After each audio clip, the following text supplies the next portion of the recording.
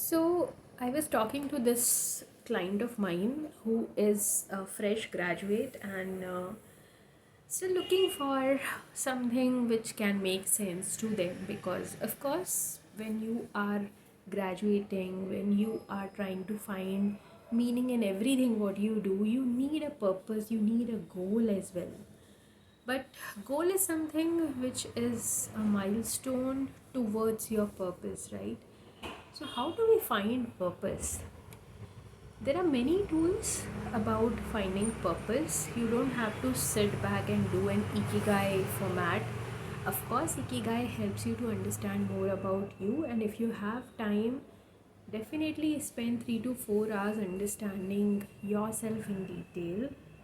I always recommend that. But it's not just one way of doing it. You don't have to spend your years or weeks in the same thing. You can start as small as it could be. You can start with a personal purpose statement. So, for example, as of now, if you are thinking about something which is very close to your heart, and since childhood you have been inspired or influenced about some strength of your family member, or your cousin, or your friend, or any brother, sister, whoever, then you can write it what you liked about them. What do you think you carry as compared to them? And that's a place where you find out what are your strengths as well as what you value. When you find your strength and values, that's a good start to get onto the purpose statement. Another thing, what you can do is you can create an energy map. What does that mean? Energy map is something where you create a list of your daily tasks and mark it X and O, where X is something which you love and O is something which drains your energy. Drains your energy, which means once you complete it, you feel mentally tired. I'm not talking about physically, but mentally tired, where your emotions are drained and you are feeling frustrated. So, when you do that, you will be able to understand what quality of task are more closer to your sense of happiness. Another thing is also bring you closer to your purpose, closer to the way how you see things, is love list exercise. What does that mean? It is something which is not career related. Everything which makes you feel lighter. Traveling, it could be. Listening to music or playing a musical instrument, it could be. Reading a book could be a cozy thing for you. Sometimes cooking for someone is like a stress reliever. Sometimes humming music and do the gardening activity is something which people love. You can make your own list of activities and you can identify your passions through it. Because every passion is always having a flavor of your profession. So, whenever you are working on something, if that has a flavor of your passion in the work, for example, if I say about myself, I was in EY, and while I was working into the HR tech industry, I was also helping the startups through CSR programs to review their business plans. I was also helping to explore how AI can be utilized with these startups, which are funded by the government and much appreciated through brainstorming activities. Brainstorming was something which I love to do, and to research the behaviors and the ways how, without spending a penny on certain thing, something can be implemented. So this was something which was not at all related to my career, but something which I really love to do. I love to talk, I love to explore, work on the innovative ideas, and that was a part of my passion, which was not related to career, but obviously giving that a small piece was making me more fulfilled in my job as well. Even though it was not contributing to my KPI, but it was contributing to my energy to put effort in the work which I do for that company. Another thing is purpose audit. So basically, this is more important when you are at a place where you decide, like, okay, now whatever I have to do should be living my purpose. So, for example, if you are trying a new kind of a role or something which you want to audit whether you want to do it or you will just do it for the reason of doing it, then it would be like, okay, what will I do if I had $1 billion? Would I do this or not? So if you are already a billionaire, would you do this or not? Basically, purpose audit is only helpful for those people who really want to live through their purpose, because almost 80% of people who are not at this stage at this time when you are listening to this, if you are not at that stage, then this purpose audit would not make any sense to you.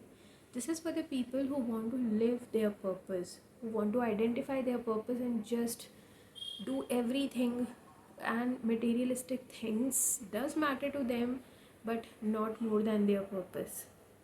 It does make sense when it would be a right time for you. But as of now, purpose audit is one thing. You can check if you are a billionaire already, would you be doing it or not doing it? Is an easiest way to audit your purpose, whether you want to invest yourself in that or not. If a bit of it is also aligned with your purpose, then you'll definitely would say, like, doing this thing would help me to arrive to my purpose because it is closely connected to it. Of course, that makes sense to your mind, and that's where you can go to that.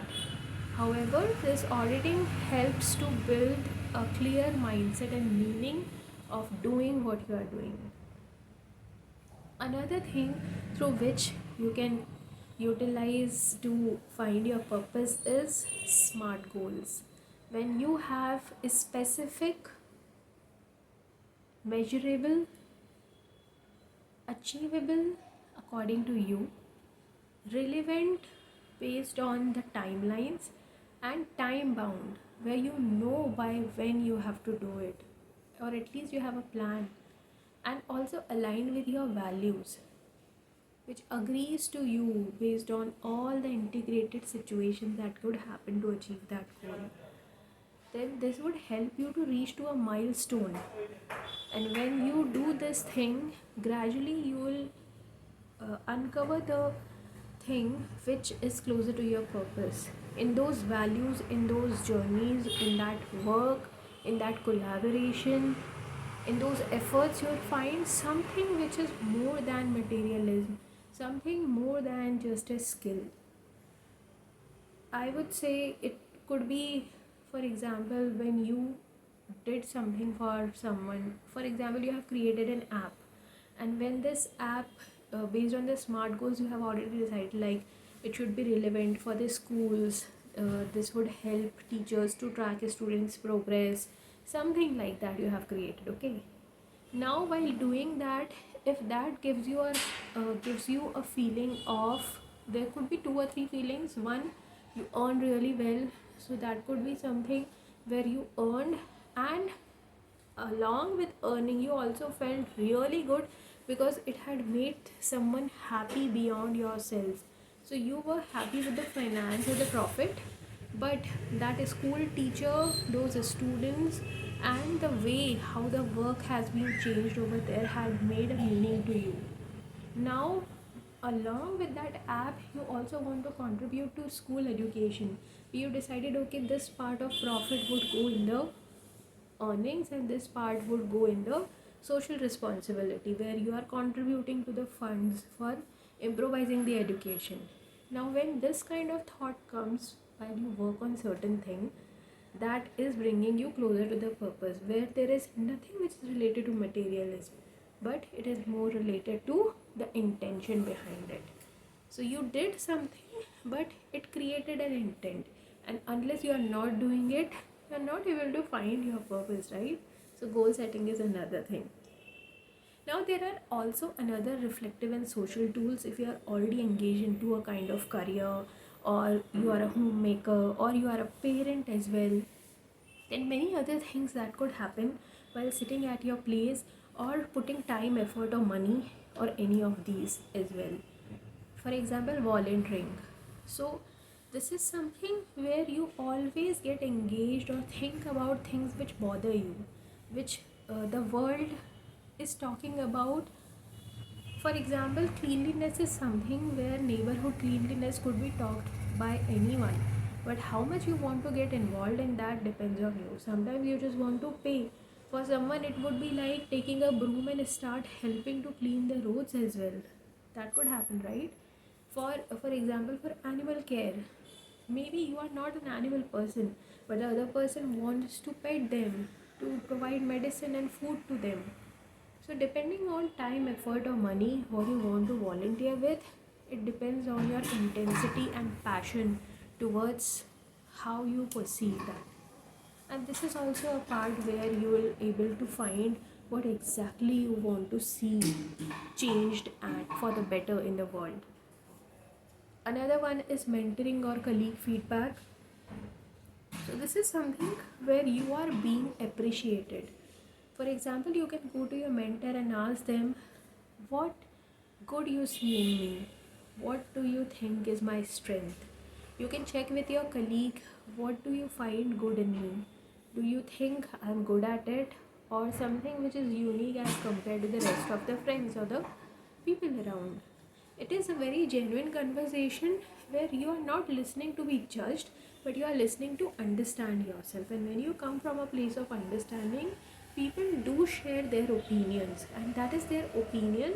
How you want to perceive it is your strength or a place of work. When you do that, you will be able to understand what resonates with you. Probably something what they are saying versus you have understood about yourself would surprise you. And that's a place where you start learning about your strengths along with your values. Another thing which helps in the journey of finding purpose is journaling or writing. You can record your own talk, that is a self talk. You can record it for yourself. You are into writing, then you can write it down. Write your whole day as a story where you are looking yourself as a third person and see things, characters, and your own name as a character of that story. That is a place where you understand about your patterns, like what is more reflective to you, what kind of things are more inclined towards you. So if somebody is shouting, maybe no one is bothered, but you are bothered because that is something that makes sense to you. It's a disrespectful act for you. So these are the things where you would be reviewing yourself, your patterns from the stories you are narrating for the character which you lived the whole day.